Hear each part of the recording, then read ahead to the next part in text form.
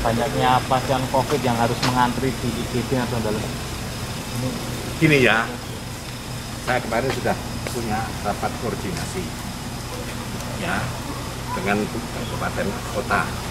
Jadi saya berharap mungkin juga bisa dibantu teman-teman wartawan ya, yang mengatakan tidak ada tempat itu masuk daftar keputusan gubernur atau kepala daerah enggak ya.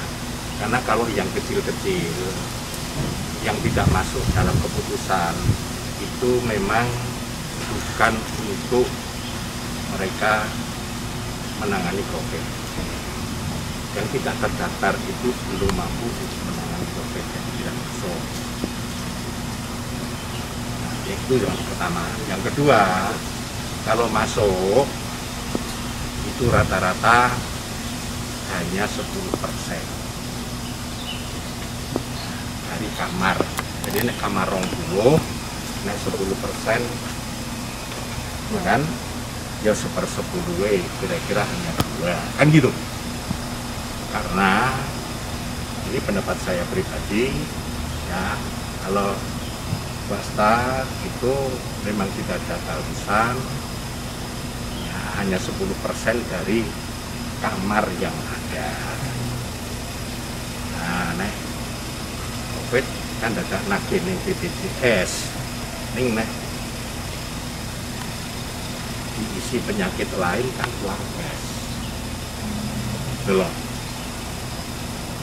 Kalau milik pemerintah itu nggak ada masalah, ya karena minimal 40% harus digunakan untuk COVID. Kira-kira gitu. Makanya dengan kekurangan saya lebih mudah untuk di milik pemerintah, misalnya 40% itu hanya 75 bed misalnya yang di mana di Sarjito, sekarang bisa ditingkatkan menjadi 115 kamar misalnya gitu ya. Ya untuk di Harjolukito ya kan ada tambahan di gedung yang baru 105 bed, jadi sebetulnya nggak ada masalah gitu. Ya, hari ini dipimpin oleh Haji Gusti untuk rapat koordinasi sebagai tindak lanjut dari pertemuan kita hari Minggu. Antara lain yang kita bahas adalah terkait dengan informasi tentang kekurangan bed yang selama ini menjadi keluhan masyarakat. Ini tadi kita cari solusi terhadap kekurangan bed. Sebetulnya kita ingin memadukan, yang pertama kita ingin nambah bed juga, dan teman-teman di kabupaten dan kota sudah menyiapkan tambahan bed itu di masing-masing rumah sakit. Lalu yang berikutnya juga kita menambah daya tampung shelter gitu ya. Kemudian supaya kita nanti bisa mendapatkan data yang lebih terupdate, itu kita akan koordinasikan dengan teman-teman di rumah sakit. Nanti Dinas Kesehatan akan mengaktifkan kembali aplikasi SPGDT, singkatannya apa nanti ditanyakan kepada Bu Bayun, karena tadi saya salah malah OGDG ya, itu. Lalu ini tadi juga kita lakukan evaluasi terhadap PTKM yang sudah berjalan berapa? Seminggu. 7 hari itu seminggu? 9 hari, yang teman-teman di Pol PP juga setiap hari membuat laporan terhadap perkembangan itu. Sudah ada penurunan kalau kita lihat dari konfirmasi positif sebelum dan sudah PPKM, tapi belum cukup signifikan karena kita baru turun sekitar 5%. Kita baru turun sekitar 5% kalau dibuat rata-rata average mulai dari hari PPKM sampai dengan hari ini. Ini kita akan lihat nanti sampai dengan menjelang tanggal 25 apakah konfirmasi positif itu penurunannya lebih tajam lagi di hari ke-9, 10 sampai dengan hari ke-14.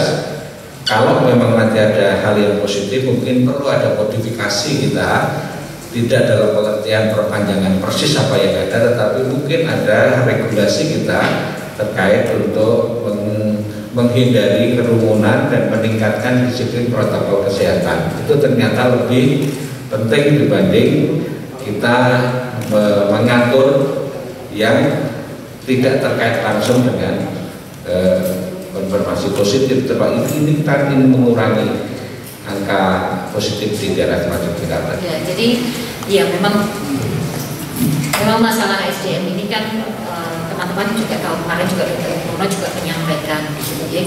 Ada beberapa rencana atau beberapa jalan yang kami upayakan. Yang pertama, kami terus meminta pada Kementerian Kesehatan dengan Nusantara Sehat relawannya. Itu yang kedua, ternyata juga masing-masing rumah sakit ini sedang berupaya untuk merekrut SDM-nya secara mandiri.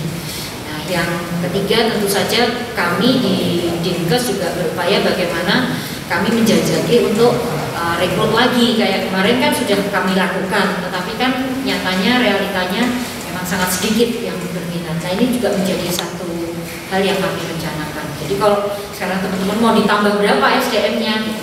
Ya, nanti kebutuhan rumah sakit kemarin kan sudah disampaikan sebenarnya sebanyak itu. Dan sekali lagi penambahan bed itu tidak bertambah secara linear dengan jumlah nakesnya. Nah, jadi artinya BOR itu kan kita punya kapasitas berapa, yang sekarang terpakai berapa. Sekarang ini kan rata-rata kalau kita lihat di angka yang dirilis dari Dinas Kesehatan itu kan untuk saat ini berkisar antara 80 ya plus minus 5 lah gitu ya, 75, 85, meh 90 kan kayak gitu. Tapi tidak pernah 100 tuh nanti. Nah itu jadi yang paling penting sekarang ini upaya yang harus kita lakukan kudu barengan gitu Mas. Rumah sakit akan berupaya nambah tempat tidurnya supaya teman-teman pasien-pasien itu kalau positif itu bisa ditangani, intinya seperti yang berat atau orang yang mau melahirkan atau yang mau operasi itu juga bisa ditangani. Kemarin kan juga sudah kita tidak lanjuti, kemarin kan ada sampai orang pada bingung nggak bisa melahirkan yang COVID itu, nanti bisa masuk ke rumah sakit seperti itu. Bantu kita untuk masyarakat itu tetap patuh tadi. Supaya apa? Supaya tidak semakin banyak orang itu tertular. Nak tertular pasti harus sebagian saya mlebu nang kudu nang rumah sakit, nanti yang begitu kita sengsara. Nah ini tolong sekali lagi, oleh karena penambahan tempat tidur itu tidak serta-merta dengan mudah bisa dilakukan, kita tetap harus patuh protokolnya. Wis padha saling mengingatkan.